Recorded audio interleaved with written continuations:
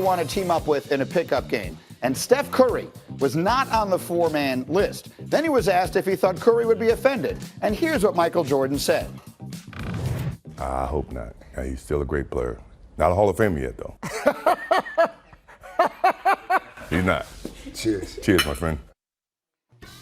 That's Craig Melvin from the Today Show that he's talking with and drinking with. And this is Steph Curry's resume here. He's a six-time All-Star, he's a two-time MVP, three-time first-team All-League, best free throw shooter of all time. He's going to obliterate literally every three-point record. He's changed the game. Jay Will, I'm looking at the look on your face. What is your reaction? You're speechless. You're flabbergasted. So much to unpack. What are you holding? What prop? Because I feel like I want to help Michael Jordan actually see talent. What are those? You got binoculars. No. It needs help seeing talent. If you don't think Stephen Curry is a Hall of Famer, he scored more points than 88 people in the Hall of Fame currently. Yes. Look, there's no debating this. Obviously, Steph Curry is a Hall of Famer. But can I just say this?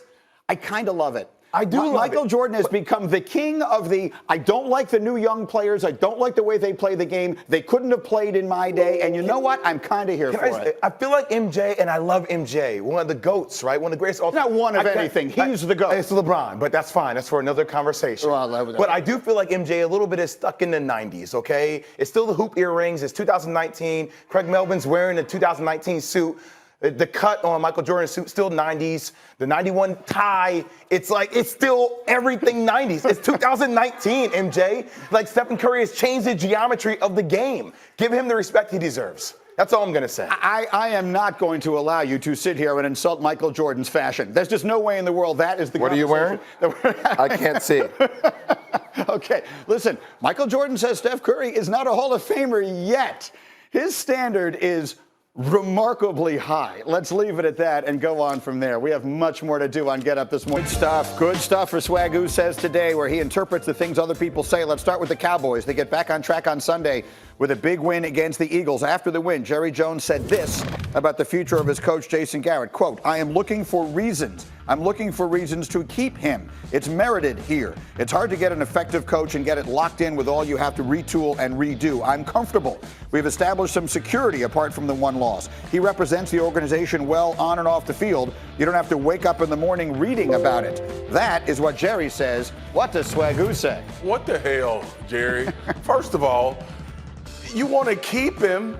Don't say that. Don't say you're looking for reasons to keep it. Just say I want to keep it. You know what this is, G? This reminds me of when a father and a son are still living in the same house and that son turns 18 and he walks up in the house one day with his shirt off and tells his dad, I'm not listening to you anymore. That's when he gets kicked out. We hadn't reached that point, obviously, with Jerry Jones and Jason Garrett yet. Right now, Garrett is not walking in the house with his shirt off saying, don't tell me what to do.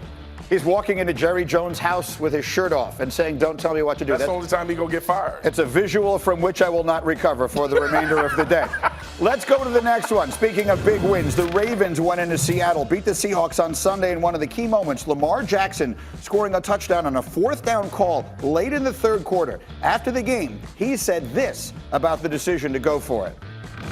When I walked back, I was mad. He was like, what you wanted to go for? I'm like, yeah. I'm like, yeah, I want to go for it. And then he was like, all right, we're going to go for it. He called the timeout. And I'm like, we finna get this first down. That's what Lamar says. What does Swagoo say? Coach Harbaugh, you damn well I want to go for it. Have you seen what Russell Wilson been doing to people for the last 3 weeks? We both gonna look like a damn fool if we give him the ball back. But more importantly, you gonna look like a damn fool if you give him the ball back. Good call by Lamar Jackson. Sometimes you just gotta overcome coaching, G. Again, to the point, they brought the field goal unit out. They called the timeout. They changed their mind because that kid said he wanted the ball, and he took it in for the touchdown in a big win.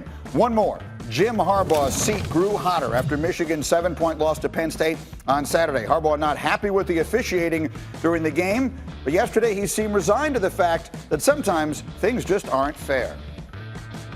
Sometimes it's not fair, and I learned a long time ago the only fair is the county fair.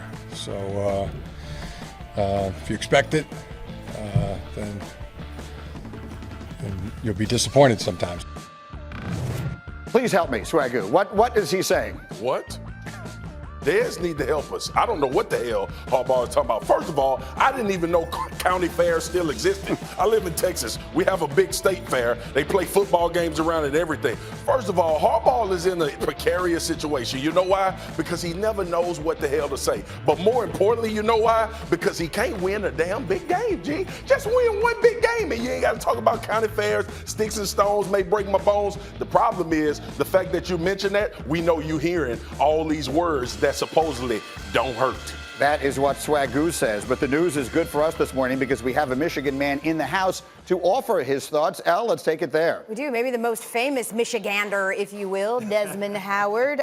What would you say, your alma mater, the state of the program right now with Jim Harbaugh at the head? Elle, I think the state of the program right now is behind schedule based upon expectations, meaning when they went out to get Jim Harbaugh, that was a big get. Oh, man, we got the best coach out there. He's a Michigan guy. He understands the culture. Everyone expected Michigan to compete for a national championship probably by year 4. Now we're in year 5, and Michigan has yet to compete for a conference championship. So at this point, I think it's safe to say they're behind schedule. But now, let me give you a scenario, and I'm not saying this took place, but let's just say Jim Harbaugh looked at the state of the program. He looked at Ward Manuel, the AD, and said, Ward, I think this may be a 5-year deal to turn this thing around. This is how bad things are right now. If you look at that situation, if that was the conversation, then you're saying, okay, he hasn't won the big game, but he might be on schedule for what they were trying to do. At this point, his record is his record. You cannot defend it. It's indefensible, right, Paul? Yeah. He's bristling. Well, first of all, Again, allergies over there. hey, put that camera on me right now. Because Paul, he's such a Harbaugh fan. He is. Yeah. So. Well, I'm still trying to digest what we heard a minute ago. First of all, I would fire Jim Harbaugh just for what he said about the county fair. You didn't like that line? I thought that was Bad. I mean, Jim Harbaugh never makes a lot of sense off the field, and lately he's making less sense, Desmond, on the field. Listen, I love you. Yeah, and you are the greatest Michigan man ever. To meet you, Paul. But I do not understand why Jim Harbaugh needs 5 years. He didn't take over SMU after the death penalty. He just took it over after a bad coach in Brady Hoke. And it's inexcusable what Michigan fans and even an occasional alum do to prop this man up. Listen, I go back to Saturday's game, and I kind of talked about how I think there were some encouraging parts of that football game, going down 21-0, all that stuff. And I understand Moral that victory. This is not, Greeny's point yesterday was great. I also look at it as the conversation for Harbaugh can't be strictly about wins and losses, so to speak. He still hasn't found a quarterback. You know, and whose fault is it? That's his area of expertise, Dave. Yeah, and there's no quarterback that's looking. You can't look back to your point, Desmond, for the 5-year rebuild. There's no one on that roster right now that you go, we got this guy in the waiting. You know, like we got this young star that's coming. Transfer portal or not might be part of the future, but I would look at it as not just being Harbaugh hasn't won the big game. It's where have you brought us at the quarterback position as well that we know is so important at any level of football? Yeah, that's a great point. And you look at, the transfer portal, you look at things like that, and that's how they got Shea Patterson. He was supposed to be a big get. You can't blame Harbaugh for that. I think Dylan McCaffrey is another guy that people are really high on, but he can't stay healthy. I got a quick idea before we go. Forget that Michigan man. What about this Michigan man? What about me? I mean, I know you're trying to get him a job? Why don't you go up there and save this program? He goes, what about me? What about me? So there it is. Yeah, Juwan Howard's there, so apparently they're in the business of bringing back former Wolverine. Hey, man, with the buyouts they get now, not just a yearly salary, the buyouts too. Hey, I'm just saying, y'all got my number. Hit me. I'll go just for the buyout. Oh, my Desmond Howard. All right. I mean, this is exactly what I hoped it would be, Greeny.